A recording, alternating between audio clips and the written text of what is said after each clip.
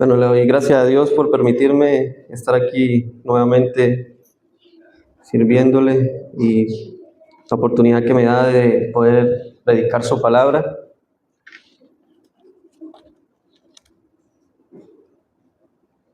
Es algo que se hace con temor y temblor y de igual manera con nervios. Así que bueno, que el Señor me ayude y nos ayude a cada uno de nosotros a poder entender la palabra del Señor. Me ayuda a mí a poder expresarla de manera clara y que podamos ponerla en práctica en nuestras vidas. Así que bueno, vamos a dar inicio a este sermón. El sermón tiene como título Cristo y los discípulos, la santificación. El pasaje bíblico que vamos a exponer es de Juan capítulo 17, los versículos del 6 al 19. Así que mis queridos hermanos y amigos, la última vez que prediqué lo hice precisamente el capítulo 17 de Juan, pero lo hice del versículo 1 al 5. En esa ocasión el título de ese sermón era Cristo y el Padre, la gloria. En ese sermón vimos cómo el Señor derramaba su corazón en una oración preciosa, una oración santa, llena de intimidad con el Padre. Y también vimos cómo el Señor nos mostraba que Él poseía una gloria que venía desde la eternidad. Cómo clamaba al Señor que le fuera devuelta esa gloria cuando Él cumpliera su misión aquí en la tierra, de redención, aquí en esta tierra. Y hoy continuaremos los versículos siguientes. Hoy estaremos predicando sobre los versículos 6 al 19, pero antes de empezar a exponer estos versículos, quiero que veamos algo de contexto. ¿Qué pasó esa noche antes de que Él inclinara sus ojos al cielo y comenzara a orar al Padre? Vamos a ver un poco de contexto, porque hay bastantes cosas que sucedieron importantes. Jesús se encontraba en Jerusalén, celebrando la Pascua, junto a sus discípulos. Era esa misma noche que sería entregado. Era la última noche que estaría con ellos, con los discípulos, antes de ser crucificado. Recordemos que la Pascua es la conmemoración de cómo Dios libró a su pueblo de Egipto. Esa noche Jesús le dio a esa celebración su cumplimiento definitivo, porque ese mismo día Jesús libraría a su pueblo de la esclavitud del pecado, de las garras del pecado, porque Él es el Cordero de Dios que quita el pecado del mundo, dice Juan 1:29. Es ahí mismo, en esa misma noche, que instituye la ordenanza de la Cena del Señor. Dice Lucas 22, y tomó pan y dio gracias y lo partió y les dio diciendo, este es mi cuerpo que por vosotros es dado. Haced esto en conmemoración de mí. De esta manera Jesús estaba mostrando que el sacrificio traería redención. El sacrificio que traería redención no sería el de un animal, sino el propio suyo, derramando su sangre en lugar de nosotros, de los suyos. En esa misma hora Jesús hizo algo que nadie esperaba. Sus discípulos estaban a la expectativa, esperando ahí qué más podría hacer, qué más les podría enseñar, o tal vez haría un milagro nuevamente. Estaban esperando qué más el Señor iba a hacer. Y Él se levanta y toma una toalla y comenzó a lavar los pies de sus discípulos. Aquel acto humilde fue una enseñanza viva del amor de Cristo. Es un reflejo de lo que estaba a punto de hacer el día siguiente en la cruz. Juan nos dice, sabiendo Jesús que su hora había llegado para que pase de este mundo al Padre, como había amado a los suyos que estaban en el mundo, los amó hasta el fin. Juan 13:1. Más adelante, el Señor sale del aposento. Se dirigía con sus 11 discípulos, porque ya Judas había salido para consumar su traición. Esto lo muestra Juan 14:17. Iban caminando hacia el huerto del Getsemaní. Cruzaban por el Valle del Cedrón. Y aquí solo como dato, el Valle del Cedrón es en donde Segunda de Crónicas y Segunda de Reyes nos dice que corrían las aguas mezcladas con la sangre de los sacrificios del templo. es ese mismo valle. También donde los reyes fieles de Judá destruían los ídolos y los arrojaban. Segunda de Reyes 23. Así que podemos decir que simbólicamente este valle era un valle de purificación, era un paso entre lo profano y lo santo. Ocurrieron dos cosas interesantes ahí. Mientras caminaban por el valle, el Señor le habló varias cosas a ellos. Primero, que debían amarlo y obedecer sus mandatos. Esto está en Juan 14:15. También les dijo que enviaría al Espíritu Santo para consolarlos. Juan 14:16. Que Él es la vid verdadera y ellos las ramas. Juan 15:1. Que se amarán unos a otros como Él los amó. Juan 15:12. Que el mundo los iba a rechazar como lo rechazó a Él. Juan 15:18. Que tendrían tristeza, pero luego tendrían gozo. Juan 16:20. Que el Espíritu Santo los guiaría a toda verdad. Juan 16:13. Que tendrían aflicción, pero Él ya venció al mundo.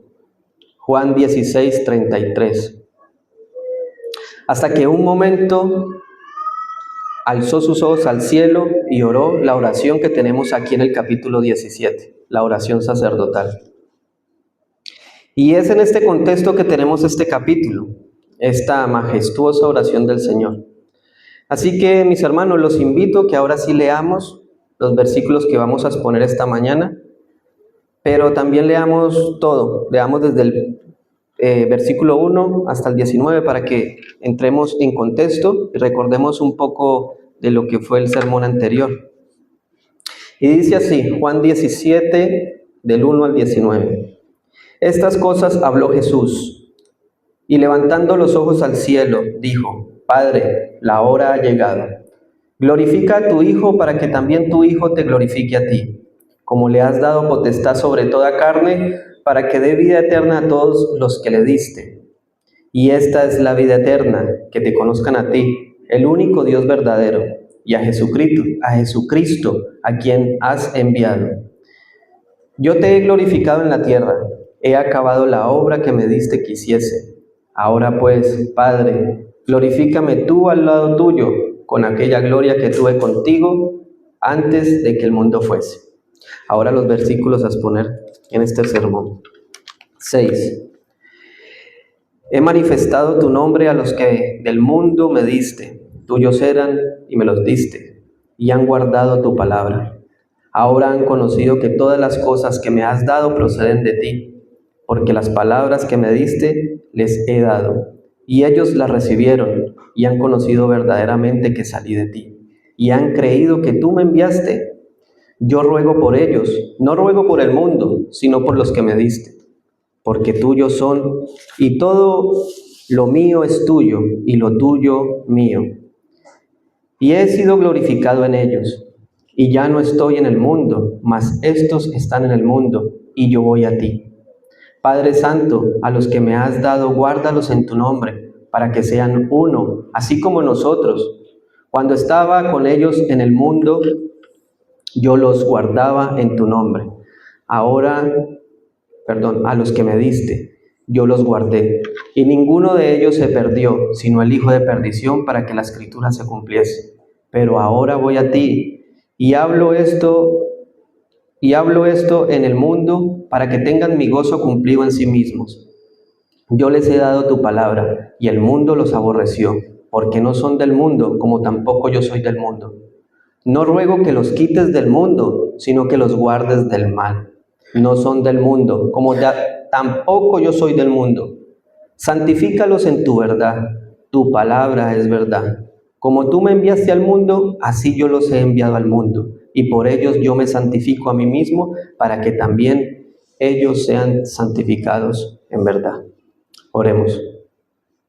Amado Padre Celestial, gracias Señor bendito por tu palabra.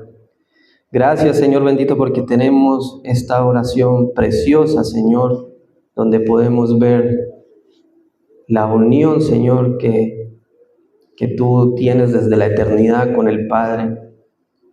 Señor, gracias porque podemos ver cómo tú oras por tus discípulos, cómo tú clamas y pides al Padre por los tuyos, Señor.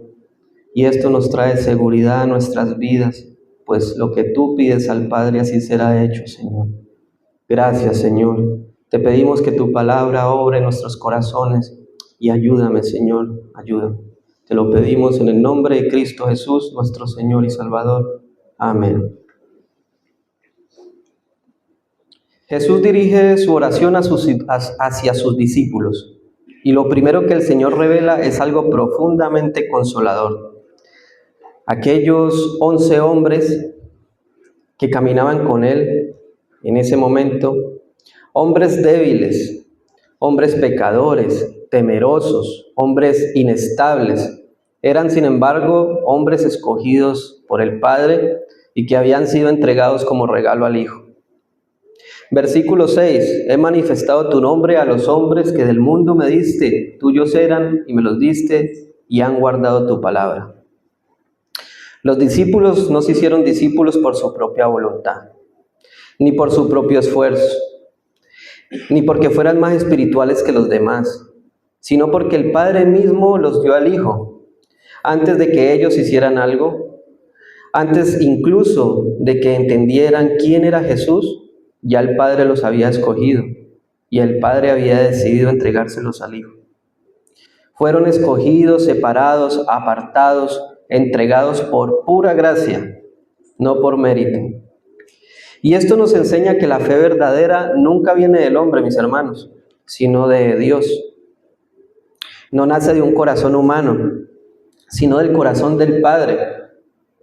Si hoy creemos, no es porque fuimos más sensibles que los demás o más sabios que las personas que están en el mundo, sino porque el Padre inmerecidamente quiso tener misericordia de nosotros. Y al darnos al Hijo, el Espíritu Santo produjo en nosotros esa fe. No somos discípulos porque hicimos nuestro mejor esfuerzo para hacerlos.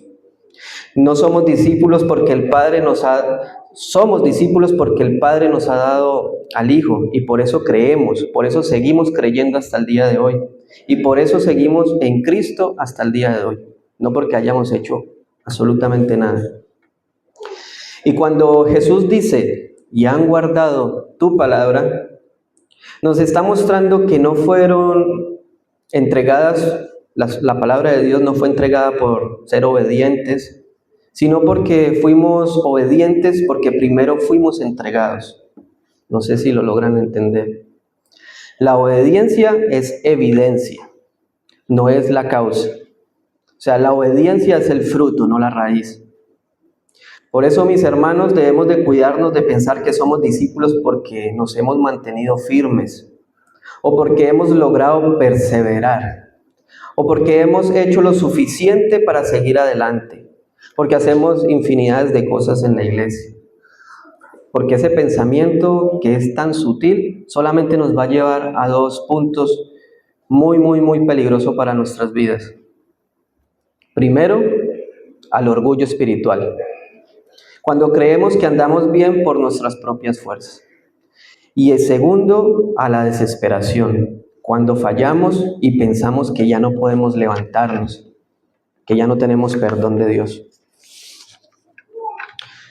Pero la verdad es esta, mis hermanos, no somos discípulos porque nos sostenemos a nosotros mismos, sino porque el Padre nos entregó a Cristo, como lo hemos visto. Y Cristo jamás perderá lo que el Padre le dio. Nuestra seguridad no está en nuestro agarre a Dios, sino en el agarre de Dios a nosotros. Nuestra comunión no depende de nuestra fortaleza, sino de la gracia soberana que nos llamó.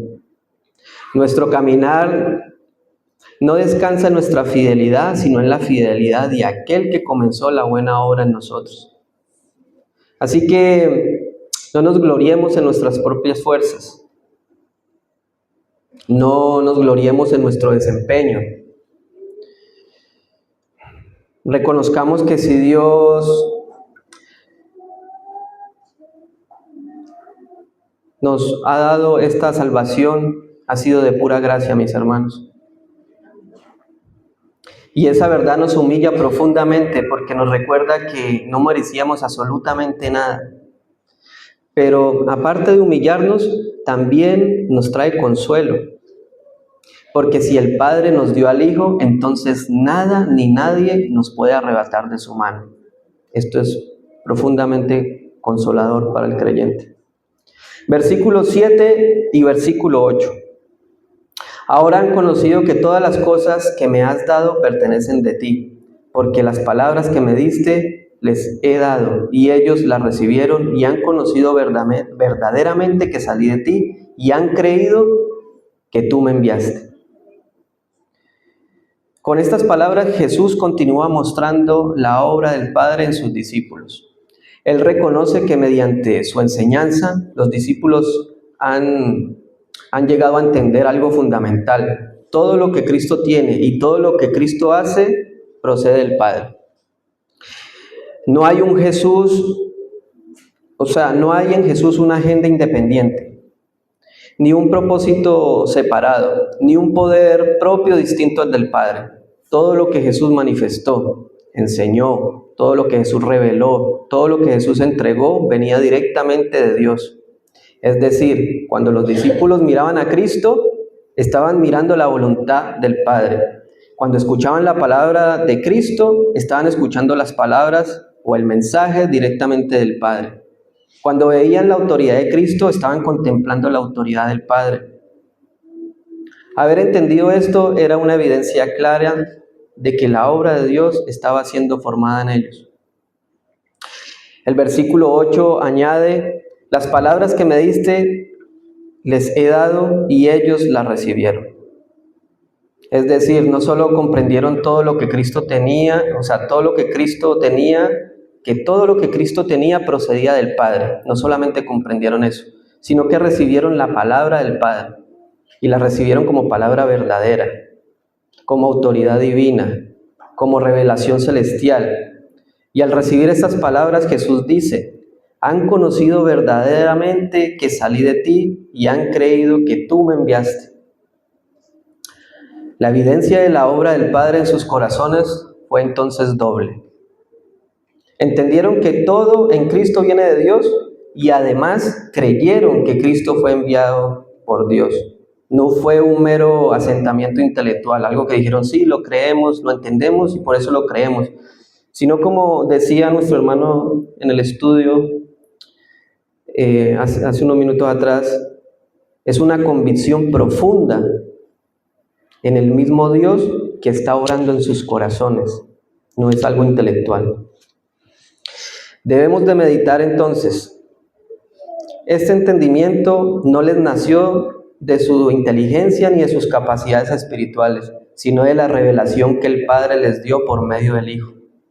Los discípulos no llegaron a esta convicción por razones, porque son más profundos, entendieron la profundidad del mensaje más que los demás, por decirlo así, sino porque el mismo Cristo, con paciencia, con amor, con verdad, le abrió los ojos para que ellos pudieran ver en Él lo que procedía del Padre.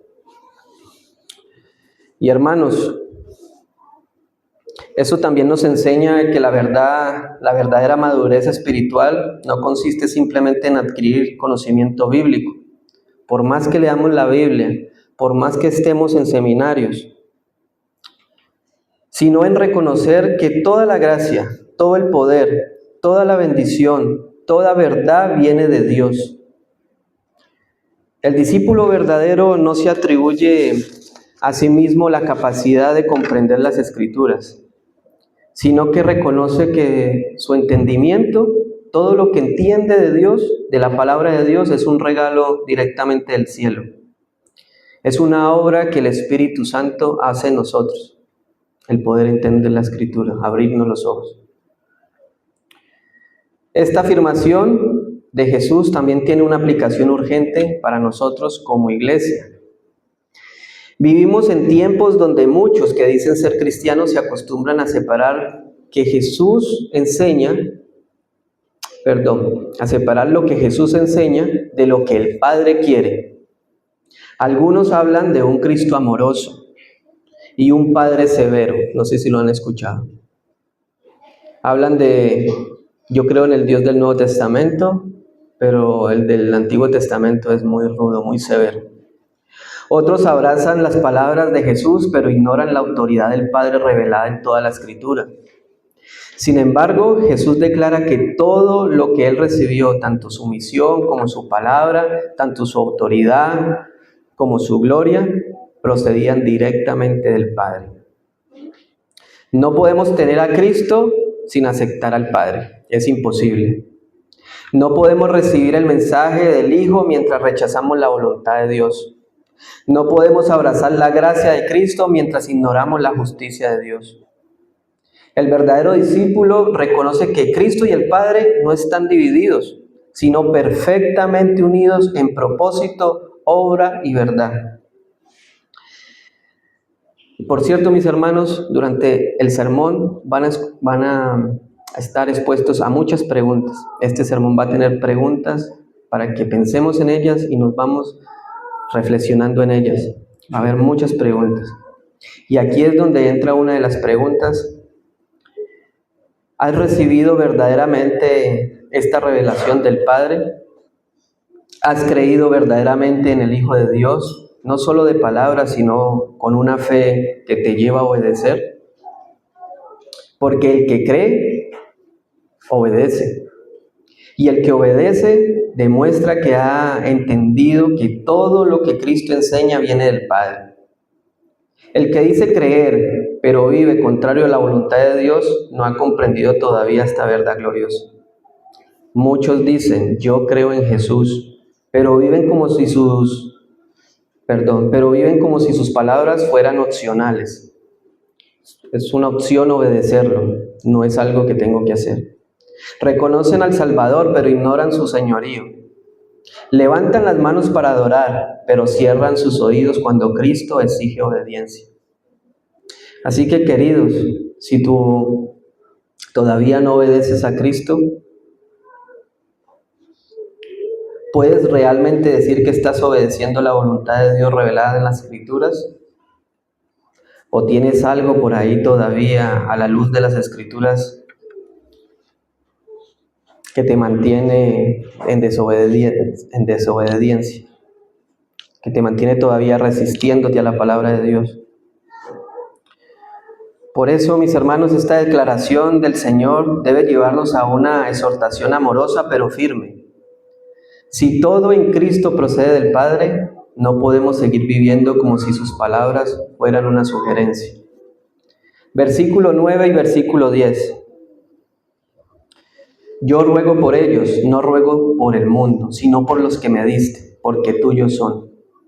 Y todo lo mío es tuyo y lo tuyo mío, y he sido glorificado en ellos. Jesús nos permite ver su cuidado por sus discípulos. Cuando Él dice, yo ruego por ellos, nos muestra que antes de que los discípulos afrontaran cualquier cosa, cualquier prueba que iba a venir después en el mundo, ya había una oración hecha a favor de ellos. Jesús intercede por los suyos antes de que los suyos sepan cuánto lo van a necesitar. Jesús añade algo que debemos de mirar con cuidado, porque Él sigue diciendo, no ruego por el mundo. Esto no significa falta de amor, sino propósito. Jesús aquí no está orando por todos sin distinción, sino por un grupo específico de sus discípulos, los escogidos. Él no está orando por todos los que vienen del mundo, por todo el mundo, sino por los habitantes, ni por los habitantes de todo el planeta, sino por los que el Padre escogió y entregó al Hijo, por un grupo en específico. Luego Jesús declara, porque tuyos son. La base de su oración no es la fuerza del discípulo, sino la fidelidad. Ni su fidelidad, ni su madurez espiritual. La base es que ellos pertenecen al Padre. Jesús ruega por ellos porque son propiedad del Padre y lo que es del Padre también es del Hijo. Cuando Jesús dice, y todo lo mío es tuyo y lo tuyo es mío, nos muestran la unidad perfecta que existe entre el Padre y el Hijo. Ellos no trabajan por separado, no tienen planes distintos. Lo que el Padre quiere, el Hijo quiere. Lo que el Hijo pide, el Padre lo aprueba. Jesús nunca ruega por algo contrario a la voluntad del Padre. Dice 1 Juan 5:14, y esta es la confianza que tenemos en Él, que si pedimos alguna cosa conforme a su voluntad, Él nos oye. ¿Quién mejor que Jesús para pedir conforme a la voluntad de Dios? Él conoce perfectamente su voluntad, porque Él también es Dios. Jesús no adivina la voluntad del Padre, no la sospecha ni la interpreta desde lejos. Él comparte la misma esencia divina. Por eso, cuando Jesús ora por sus discípulos, ora con absoluta precisión, sin error y sin desviación. Y esa es la seguridad más grande que tenemos nosotros como creyentes, que nuestro propio Señor es nuestro intercesor. Y su intercesión es tan poderosa, Él pide exactamente lo que el Padre ya quiere hacer. Y si el Hijo pide lo que el Padre desea, entonces el Padre lo va a hacer sin falta. Finalmente Jesús dice, y he sido glorificado en ellos.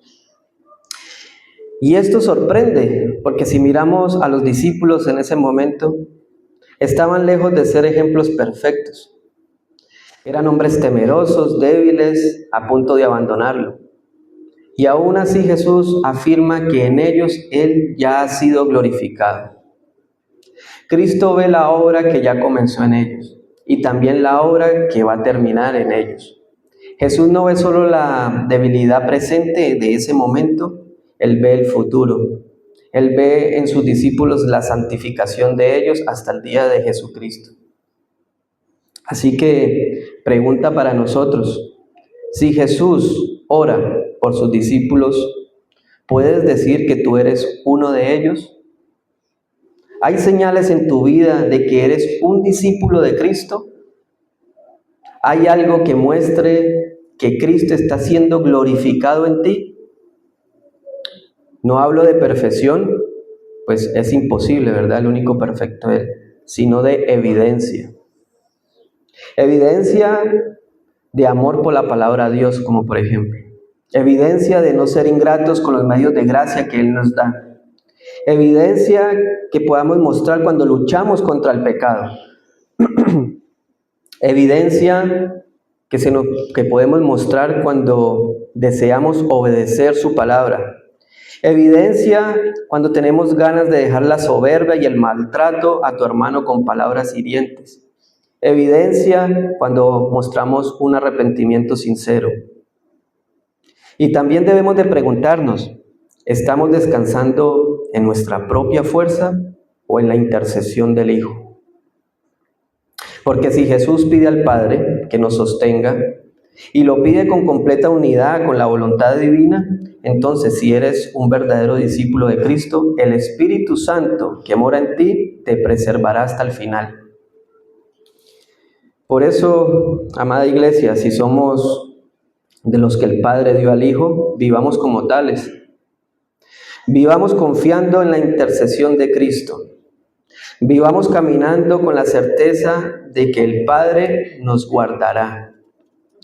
Y vivamos de manera que Cristo sea glorificado en nosotros. Versículo 11 y versículo 12. Y ya no estoy en el mundo, mas estos están en el mundo. Y yo voy a ti, Padre Santo, a los que me has dado, guárdalos en tu nombre, para que sean uno, así como nosotros. Cuando estaba con ellos en el mundo, yo los guardaba en tu nombre, a los que me diste, yo los guardé. Y ninguno de ellos se perdió, sino el hijo de perdición, para que la escritura se cumpliese. Él dice, ya no estoy en el mundo. Y esto es como si dijera que su tiempo aquí ha terminado. La cruz está a la vuelta de la esquina y la resurrección también. Y después de eso Él volverá al Padre. Pero sus discípulos se quedan en el mundo, un mundo que los va a rechazar y que los va a odiar, igual que rechazaron y odiaron al mismo Cristo. Por eso Jesús pide, Padre Santo, a los que me has dado, guárdalos en tu nombre. Él sabe que sus discípulos no pueden mantenerse firmes por sí mismos. Imposible. Pues sin Él nada pueden hacer. Como dice Juan 15:5, porque separados de mí nada podéis hacer. Jesús no les pide que se cuiden solos. Le pide al Padre que los guarde con el mismo poder y la misma fidelidad con la que Él los guardó mientras estuvo con ellos. Y aquí aparece algo precioso. Jesús ruega que los discípulos estén unidos, así como el Padre y el Hijo son uno. Cuando tomamos una ramita de un árbol, la podemos partir fácilmente con nuestras manos, pero si amarramos 20 ramitas juntas, ya no las vamos a poder romper. Con esa misma analogía podemos ver que debemos de estar unidos. Esa unidad no es superficial, es una unidad, no es una unidad de amistad bonita ni un acuerdo humano, es una unidad espiritual, unida al mismo Dios que nos llamó. Jesús sabe que sin esa unidad el mundo terminaría aplastándolos. La desunión abre la puerta al desánimo, al engaño y a la caída. Pero cuando los discípulos del Señor permanecen en amor, en verdad y en comunión mutua, pueden resistir el odio de este mundo. Por eso añade que mientras estuvo con ellos, Él mismo los guardó. No perdieron el camino, porque Jesús los sostuvo, y ninguno de ellos se perdió, excepto ¿quién? El hijo de perdición. Y Judas no cayó porque Jesús fallara, sino para que se cumpliera lo que ya estaba anunciado por las Escrituras. Los profetas habían hablado de este traidor, de ese que compartiría el pan con el Mesías y aún así se levantaría contra él. Jesús no fue sorprendido por Judas, el Padre mucho menos. Judas nunca perteneció verdaderamente a Cristo. Y su traición demostró lo que siempre había en su corazón. Su pérdida no contradice esta oración de Jesús, más bien confirma la soberanía de Dios en cada detalle. Así que hermanos, cuando entendemos esto, también nos toca examinarnos nuevamente. Si Jesús pidió que los suyos fueran guardados y permanecieran unidos, ¿cómo se ve eso hoy en nosotros? Si tú eres un verdadero discípulo de Cristo, esa verdad se va a notar. ¿Estás unido al cuerpo de Cristo? ¿Estás unido a tus hermanos de verdad, en amor, en servicio, en compromiso? ¿O estás caminando solo, lejos de la comunión donde Dios mismo ha prometido guardarte? Jesús no oró por discípulos aislados, sino por discípulos unidos. Y si Él oró por eso, ¿cómo podríamos nosotros restarle importancia a sus palabras y justificarlo cuando se nos exhorta? Versículo 13 al 16. Pero ahora voy a ti y hablo esto en el mundo, para que tengan mi gozo cumplido en sí mismos. Yo les he dado tu palabra, y el mundo los aborreció porque no son del mundo, como tampoco yo soy del mundo. No ruego que los quites del mundo, sino que los guardes del mal. No son del mundo, como tampoco yo soy del mundo. Él sabe que está a punto de dejarlos, está a punto de regresar al Padre, y por eso les deja la palabra. Les deja la palabra que va a llenar sus corazones de un gozo que no depende de circunstancias externas.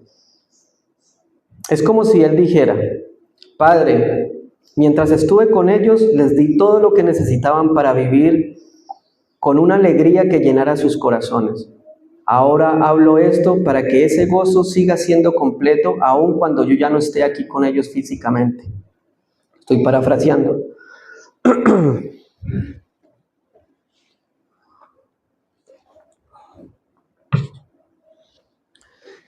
El gozo del que habla Jesús no es un sentimiento superficial.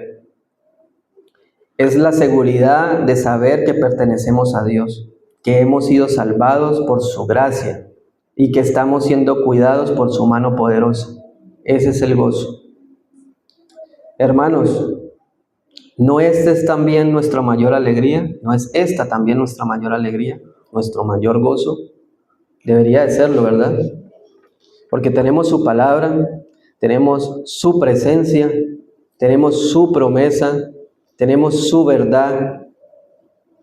Deberíamos de gozarnos. Y aunque enfrentemos pruebas, aunque enfrentemos rechazos, aunque enfrentemos aflicciones, momentos difíciles por diferentes índoles, enfermedad, momentos difíciles por economía, tenemos razones suficientes para estar firmes en esta alegría, en este gozo. No porque todo vaya bien, no va a ir bien siempre, sino porque pertenecemos a Cristo. Tenemos su palabra y su palabra es suficiente para sostenernos aún en esos días más oscuros de nuestra vida. Luego Jesús continúa: yo les he dado tu palabra. El mundo los aborreció porque no son del mundo tampoco, como tampoco yo soy del mundo. Aquí el Señor deja claro que la identidad de sus discípulos ha cambiado. Seguimos viviendo en este mundo, pero ya no pertenecemos a él. Hemos sido separados por la verdad de su palabra, apartados por la gracia. Y esto trae rechazo. El mundo se opone a nosotros porque somos discípulos que amamos a Cristo y a su verdad. Y esto nos llama a algo importante. ¿Debemos de relacionarnos con el mundo? Sí. Debemos de trabajar, convivir, amar, servir, predicar el evangelio. Debemos de hacer todas las cosas en este mundo, pero sin mezclarnos con la manera de pensar del mundo, ni seguir sus caminos. Porque nosotros somos luz, no sombras. Somos sal, no somos contaminación. Somos del reino, no de este sistema caído. Y aquí vale preguntarnos, ¿cómo está tu corazón frente al mundo? ¿Te duele ser diferente o abrazas la identidad de Cristo? ¿Buscas agradar al mundo o a tu Señor? Porque a los dos no puedes agradar. El verdadero discípulo de Cristo no encaja en el mundo, pero tampoco se esconde de él. El verdadero discípulo de Cristo vive fiel, vive firme, vive como un hijo de Dios en medio de un lugar que no ama la verdad. Jesús termina esta parte diciendo: no ruego que los quites del mundo, sino que los guardes del mal. Y aquí volvemos a ver algo precioso. Jesús no pide que escapemos del mundo, tampoco que vivamos aislados, como lo hacen algunas comunidades, sino que ni que nos escondamos para evitar las luchas de la vida cristiana. Haciendo un paréntesis, mis hermanos, aquí tus vecinos o tus compañeros de trabajo saben que tú eres cristiano o te escondes, eres un cristiano encubierto. El Señor nos deja donde estamos, o sea, nos deja aquí en este mundo, no nos aísla, con un propósito. Pero al mismo tiempo pide al Padre que nos guarde del mal. El pecado también nos guarde de las tinieblas, que nos guarde de las ideologías corruptas de este mundo, que nos guarde de la tentación, de la mentira, de los peligros espirituales que nos rodean. Cristo no pidió que su pueblo viviera lejos del mundo, sino que libre del dominio del pecado. Eso es lo que Él ora y le pide al Padre. Y esta intercesión es poderosa porque todo lo que Jesús pide está en perfecta armonía con la voluntad del Padre, como lo hemos estado viendo. Así que por eso, hermanos, podemos vivir en este mundo sin miedo. Podemos enfrentar las tentaciones, las presiones, los ataques espirituales sabiendo que no caminamos solos. Y ahora otra pregunta que debemos de hacernos. ¿Te estás dejando guardar por Dios o estás jugando con el pecado del mundo? ¿Te mezclas con su manera de vivir o te mantienes firme como discípulo verdadero? Versículo 17 al 19. Ya estamos terminando. Santifícalos en tu verdad, tu palabra es verdad. Como tú me enviaste al mundo, así yo los he enviado al mundo. Y por ellos yo me santifico a mí mismo, para que también ellos sean santificados en la verdad. El versículo 17 nos muestra que Cristo está pidiendo que el Padre haga en sus discípulos una obra profunda y continua. Está pidiendo que los santifique, que los separe del pecado, que los purifique, que los transforme mientras viven en un mundo caído, hostil y lleno de tinieblas. Jesús sabe que ellos no pueden permanecer fieles por sus propias fuerzas. Necesitan una acción constante del Padre. Deja claro que el instrumento mediante el cual va a ser esa santificación es tu palabra es verdad, es decir, la Escritura. La Escritura es el medio que Dios usa para limpiarnos, para instruirnos, para corregirnos, para sostenernos, para transformar nuestro corazón. Como tal dice el Salmo 119:9. ¿Con qué limpiará el joven su camino? Con guardar tu palabra. Y también como dice 2 de Timoteo 3:16, todos conocemos, toda la Escritura es inspirada por Dios y útil para enseñar, para redarguir, para corregir, para instruir en justicia.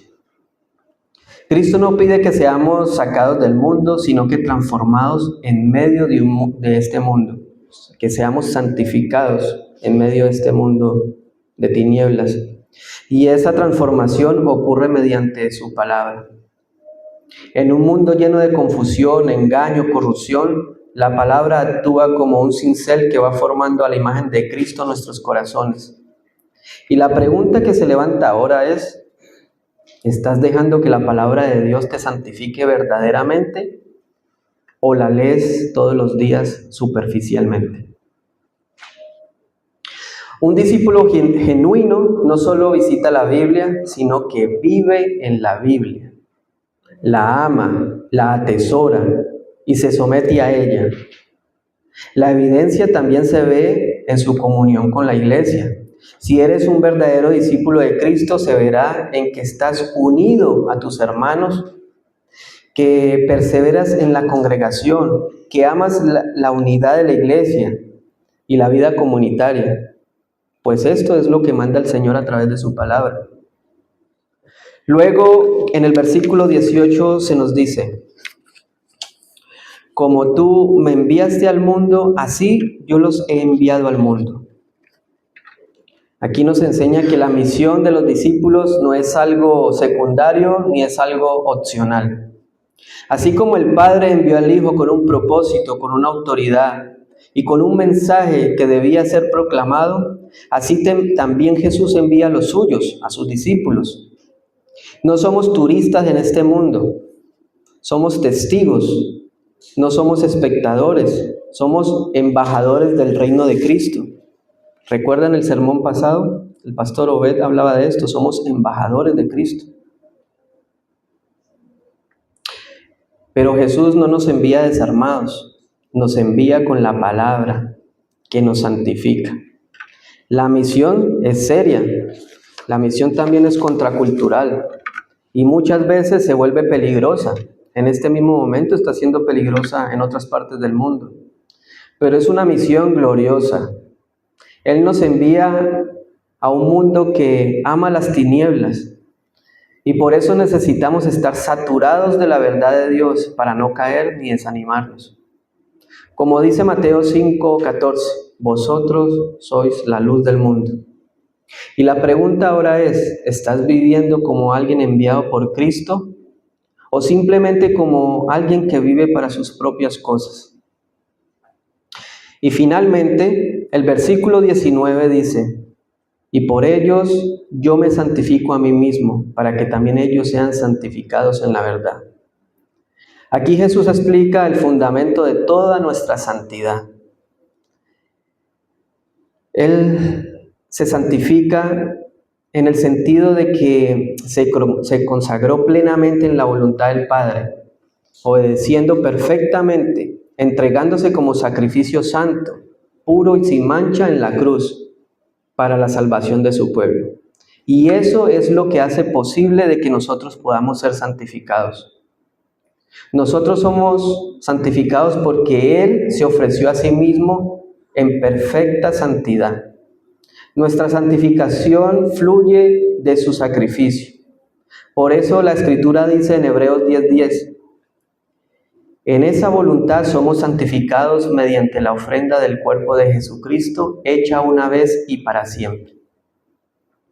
Si Cristo se consagró por nosotros, ¿cómo no deberíamos nosotros consagrarnos cada día para Él? ¿Cómo no deberíamos tomar en serio la palabra que usa para limpiarnos y apartarnos del pecado? La santificación no es opcional, es una evidencia de que pertenecemos realmente a Cristo. Y esa santificación se alimenta con la oración, se alimenta con la obediencia, se alimenta con la comunión fiel entre la iglesia. Así podemos alimentar esa santificación que está haciendo el Señor en nuestras vidas. Así que la pregunta es, ¿se ve en tu vida que Cristo realmente te está apartando del mundo para Él? ¿Se ve o hay evidencia en tu vida que estás siendo santificado por Dios? Así que mis hermanos, hemos ya terminado con la exposición de los versículos que hemos leído anteriormente. Después de recorrer juntos esta oración de Jesús por sus discípulos, no podemos pasar por alto la belleza, la profundidad, la seriedad que encierra cada palabra. Hemos visto cómo el Señor intercede por aquellos que el Padre le dio, cómo pide que los guarde. Hemos visto cómo pide por la unidad, por su gozo, por su santificación, por su fidelidad en medio de un mundo que los va a rechazar. Jesús no ora como alguien que tal vez será escuchado, sino como el Hijo amado cuyo deseo está perfectamente alineado a la voluntad del Padre. Y porque Él ora conforme a la voluntad de Dios, podemos estar seguros de que el Padre responderá a esta oración para cada uno de los que verdaderamente le pertenecen. Por eso, discípulo del Señor, no caminamos solos, no estamos a la deriva, ni luchamos por nuestra cuenta. Nada de lo que Jesús pidió quedará sin cumplimiento, y tampoco nada ni nadie nos puede separar de esta verdad, porque Él mismo la declaró en Juan 10:29. Mi Padre que me las dio es mayor que todos, y nadie me las puede arrebatar de la mano de mi Padre. Pero esta oración también nos coloca frente a nuestras responsabilidades. Cristo pidió que seamos santificados en la verdad, pero nosotros debemos de venir una y otra vez a esa verdad, nuestra responsabilidad. Debemos de someternos a ella, debemos de amarla, de obedecerla y dejar que moldee nuestra vida. Jesús pidió que permanezcamos unidos, pero nosotros debemos luchar contra el orgullo, el individualismo, la crítica, el aislamiento para buscar la verdadera unidad con nuestros hermanos. Jesús pidió guardarnos del mal, pero nosotros debemos de estar vigilantes, evitar las puertas que nos lleven a la tentación, rechazar las tinieblas y huir de lo que pueda alejarnos de Dios. Sí, Dios nos guarda, pero nosotros debemos caminar en esa guarda. Dios nos santifica, pero nosotros debemos usar los medios que Él nos da, su palabra, la oración, la comunión, la obediencia.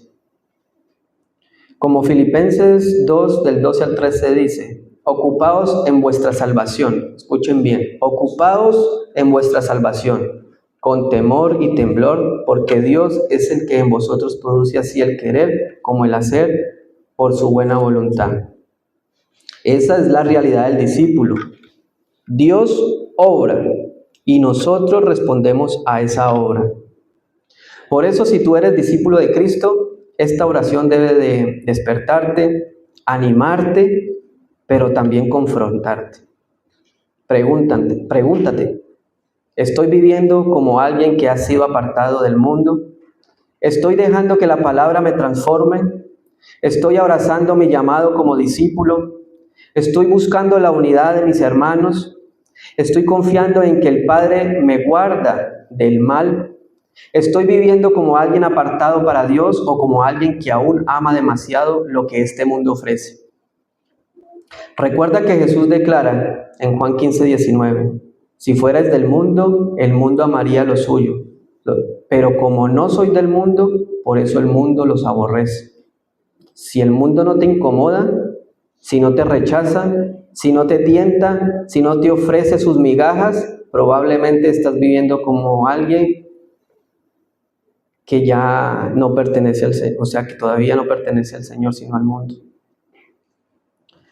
Así que, discípulo del Señor, vuelve a la palabra que santifica, vuelve a la comunión que te sostiene, vuelve a la obediencia que te preserva, vuelve a la oración que te fortalece. Cristo pidió por ti. ¿No caminarías tú ahora en respuesta a esa oración? Y si hoy me estás escuchando y aún no eres de Cristo, déjame decirte algo con todo el amor, pero con toda la seriedad. Esta oración no te incluye todavía. Jesús dijo claramente, no ruego por el mundo, sino por los que me diste. Eso significa que hay dos grupos de personas, los que pertenecen a Cristo y los que todavía pertenecen al mundo. Y la Biblia es clara al mostrar que el mundo va camino a la destrucción. Primera de Juan 2:17, el mundo pasa y sus deseos, pero el que hace la voluntad de Dios permanece para siempre. Así que no hay punto medio, no hay una tercera categoría, no hay un terreno neutral, o estás en Cristo o estás en tinieblas. Y Cristo mismo dijo en Juan 8:12, el que me sigue no andará en tinieblas, sino que tendrá la luz de la vida. Si tú sigues fuera de Cristo, por más religioso que seas, por más que lleves años asistiendo a la iglesia, por más que digas amén a la palabra de Dios, pero no la obedeces ni te sometes, por más moral que seas, por más conocimiento que tengas, sigues en tinieblas, sigues bajo condenación y sigues separado de la vida eterna. Es un mensaje bastante duro y cruel, pero yo no me voy a quedar y me voy a ir siendo un cruel y un tirano, porque ahora viene la buena noticia. Y la buena noticia es que todavía puedes venir a Cristo. Él no rechaza a ningún pecador que se arrepiente y cree. Él vino al mundo para salvar, para rescatar, para dar vida a los muertos espirituales, para librar a los que están en esclavitud del pecado. Jesús se entregó a sus discípulos, pero hoy te llama a ti también y te dice, vení a mí y yo os haré descansar. Así que hoy es el día en que puedes dejar de pertenecer a este mundo, puedes dejar de caminar en tinieblas, puedes dejar de vivir bajo la culpa, bajo el pecado, bajo condenación. Hoy puedes venir al Salvador que ora, que intercede, que guarda, que sostiene, que salva para siempre. Solo Cristo puede darte vida. Solo Cristo puede darte perdón. Solo Cristo puede darte la luz que rompe las tinieblas. Solo Cristo puede darte esperanza que el mundo jamás podrá ofrecerte. Así que la pregunta para ti hoy es, ¿seguirás perteneciendo a un mundo que pasará o será destruido, o vendrás al Salvador que vive para siempre? Amén. A Dios sea la gloria. Oremos, mis hermanos.